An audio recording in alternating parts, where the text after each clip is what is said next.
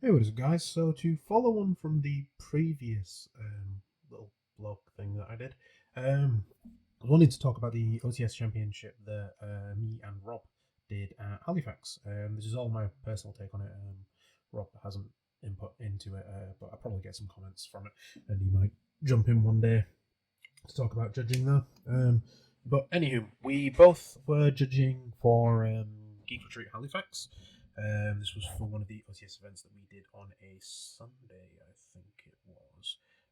I wasn't the head judge for this one. It was actually Rob.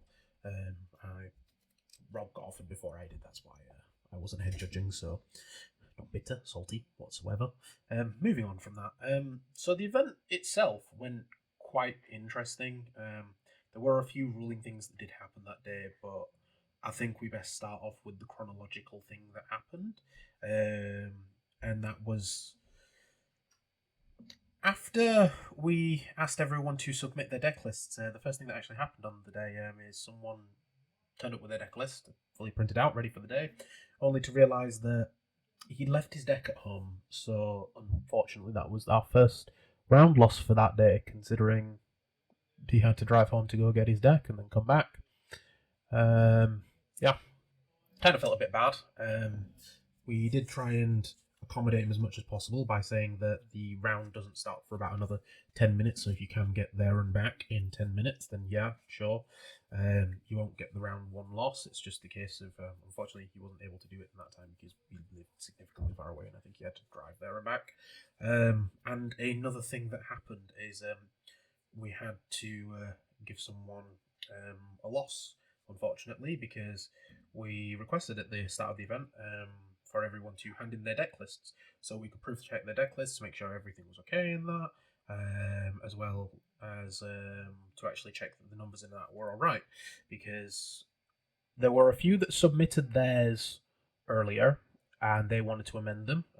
There were also a few where they'd submitted them over and we counted their deck list and said that the count wasn't correct, and that some of the things on the deck list we couldn't accept because they'd done abbreviations for stuff but hadn't written down what the abbreviations were. And I think one or two of them, I swear it was written in hieroglyphics because it was very difficult to read. So this is why we did an announcement at the start saying that can the rest of everyone else please submit the deck lists as soon as possible before the event starts, so that we can go through them to make sure that we don't just give out losses because we can't read the deck lists, because there have been quite a few deck lists that have come through throughout my years where I genuinely couldn't read them. And this isn't just me being lazy or stuff. I used to do genealogy with my nan, so I've read stuff that's like 200-300 years old.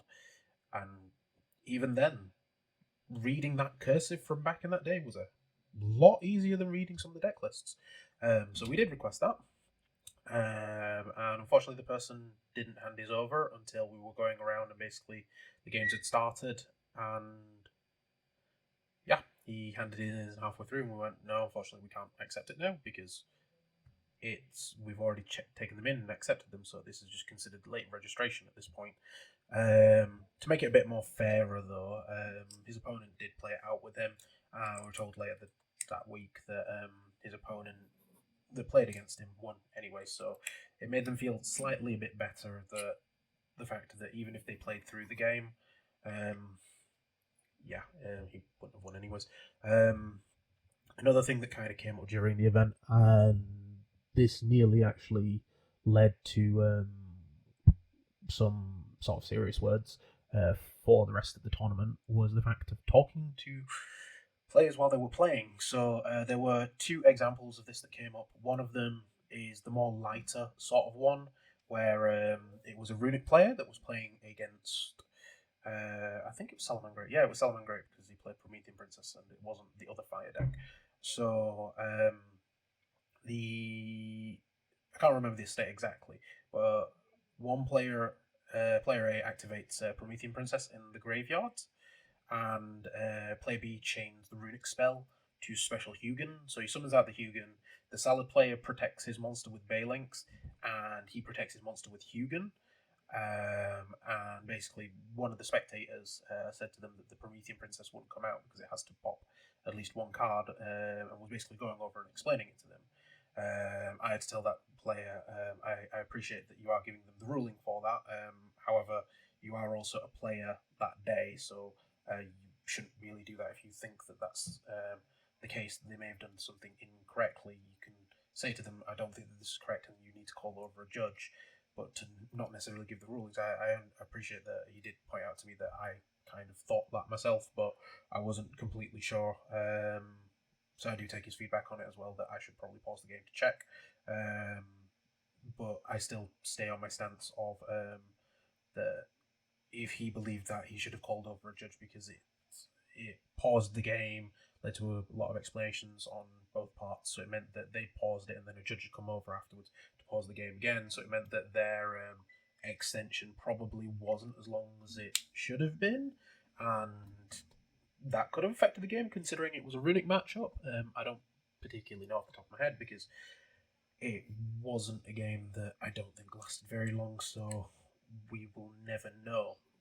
The other one, however, though, that I think I was a bit more lenient with and probably should have done something with, is there was a player that was up against one of the kids there that was playing, I think it was a version of Dark Magician.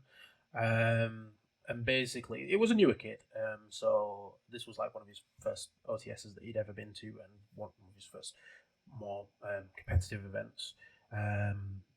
But the issue was still the same, of his opponent was talking to two of his friends that he knew on the table while playing the game. Now, that's not really a problem if he wants to talk to somebody and say hi to them, but it's the fact that they were talking about what was going on during the game and the illegal plays that his opponent was making. And I basically politely told them to stop doing that. Initially, I thought that that would be the case, sort of thing. But after querying it over with one of the judges afterwards, Rob, we were a bit unsure whether or not we could class it as coaching or anything like that, because they were only talking about the illegal play that the kid was making and saying that he couldn't do this, but the fact that they were also talking about other things that weren't particularly related to that sort of situation, we were a bit unsure of how to approach this, because this is not really something that we've particularly had to deal with that often.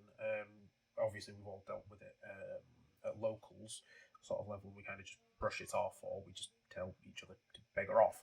But at a regional sort, well, not regional, at OTS sort of thing, we're kind of looking into whether or not it's cheating. Looking back on it, we probably should have given out some penalties a bit more harsher, instead of giving like the benefit of the doubt sort of thing while we looked into it. But yeah, that is kind of a little bit of a regret on my part. As I said, I can't speak on Rob's part on it, but that is my sort of thing. The talking sort of thing as well. I would just recommend to anyone that goes to an event, don't talk to people while they're playing. Judges don't know whether it's coaching or not, and I did make the announcement partway through that please do not talk to other players while they are playing, because as a judge, we don't know if you're coaching or not. There's only so much glass half full that we can give before we just say that, like, look, dude, we're going to have to issue penalties to you for talking to him. We're going to have to issue penalties to him, regardless if he was listening to you or not, because you may have said something that gives him an unfair advantage, and that's classed as coaching, regardless if he was intentionally doing that or not. But hey ho, moving on to the next thing, lifeboard pads. Yeah, there was a lot of that. We had to go out and buy pens and that. We did state that yes, you have to do pen and paper, and a lot of people there do come with pen and paper of their own. But for some reason, for like the first 3 rounds, pen and paper. Yeah, we had to issue that on a regular basis, and it didn't matter all the time, because there were certain decks where you were dead and you were dead in that one set of attack. But in other occasions, we did state to players that if you don't have a pad and paper out, we don't know what's attacked, what hasn't attacked. We kind of have to go who's a bit more plausible than who based on what's there, especially if it's just a smaller discrepancy. If it's a larger discrepancy, then unfortunately you just weren't keeping track of life points, so it kind of sucks to be both of you, and one of you we will believe more than the other based on just what we think is a bit more plausible, and obviously penalties apply. But yeah, we tried to catch it out at the start, where we spend the first like 2 minutes of every round going around basically asking politely, where's the pad, where's the paper, before damage is being done. But it did improve throughout the rest of the day. More people using pad and paper. A little bit of a public apology here. yes, this is to you know who you are. Voiceless voice player. He's very sorry. Problem solving card text sort of thing. Yes, that was the most like common rulings that came up, and I did give out an incorrect ruling in that circumstance. There was a second one that they did bring up where I still disagree with the other judge on this. However, he was head judging that day, so can't really do about that. And it was basically the Fire King thing. I didn't read Grunix properly, so I based it on that the Grunix had been popped in.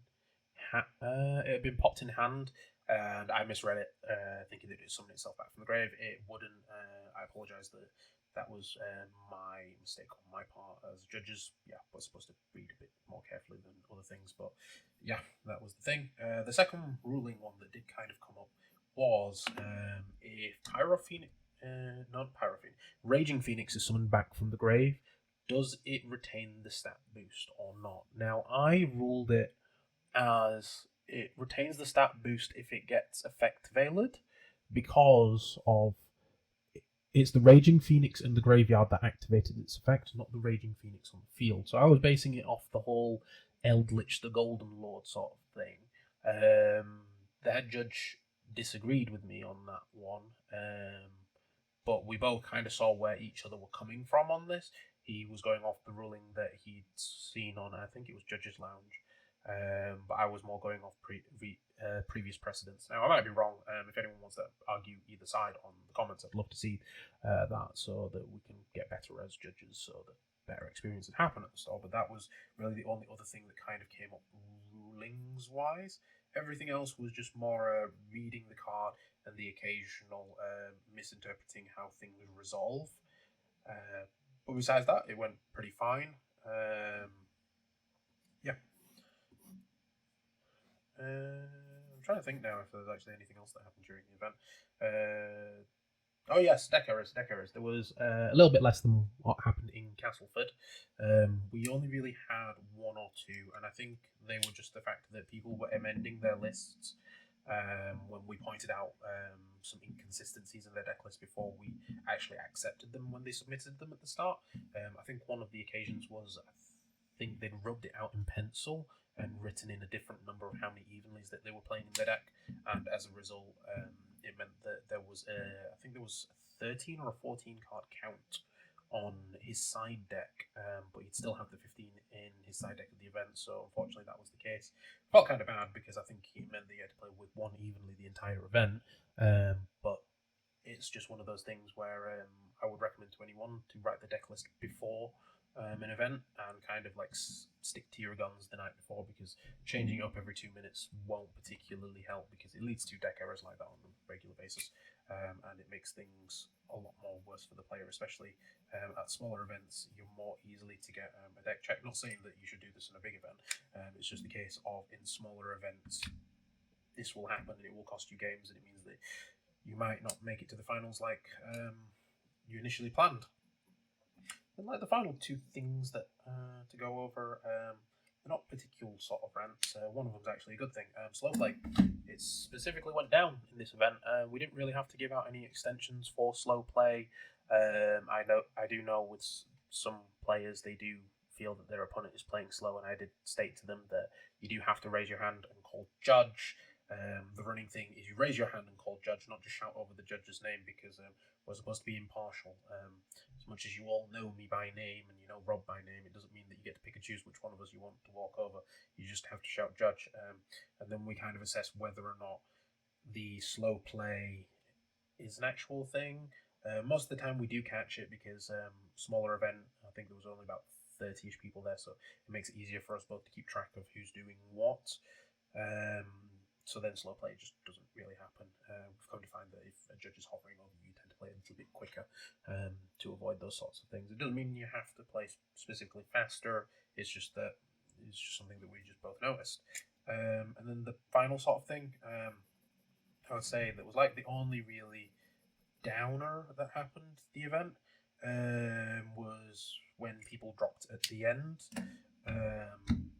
It kind of messed up one or two of the events, because we did have a couple of side events that were running at the same time, and some people dropped without saying that they dropped.